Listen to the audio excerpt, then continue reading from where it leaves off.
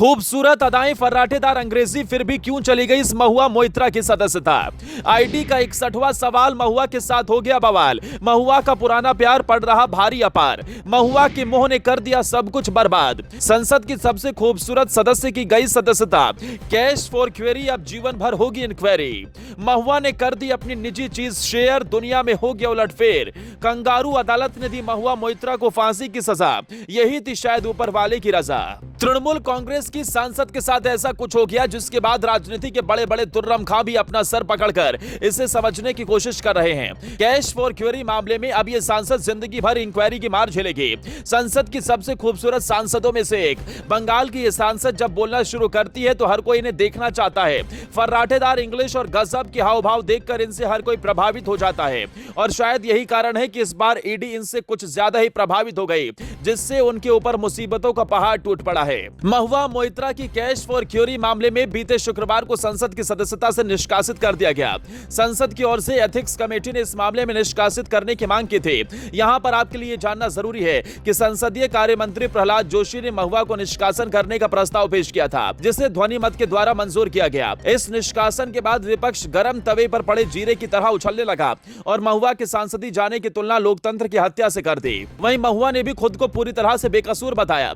असल में महुआ मोइत्रा पर आरोप यह था कि उन्होंने अपने parliamentary login ID password businessman दर्शनी हीरानंदनी के साथ साझा किए। इतना ही नहीं, उनके ऊपर आरोप यह भी था कि साल 2019 से लेकर साल 2023 के बीच उनकी आईडी से 61 बार अलग अलग सवाल पूछे गए, जिन्हें महुआ ने नहीं बल्कि हीरानंदानी ने पूछा था। इसके बदले हीरानंदानी ने महुआ को मोटा पैसा, महंगे गिफ्ट्स और कई तरह की मदद तक पहुंचाई थी। बीजेपी सांसद निशिकांत दुबे ने इस मामले की शिकायत की थी, जिस पर एथिक्स कमेटी ने अपनी जांच कमेटी बिठाई थी।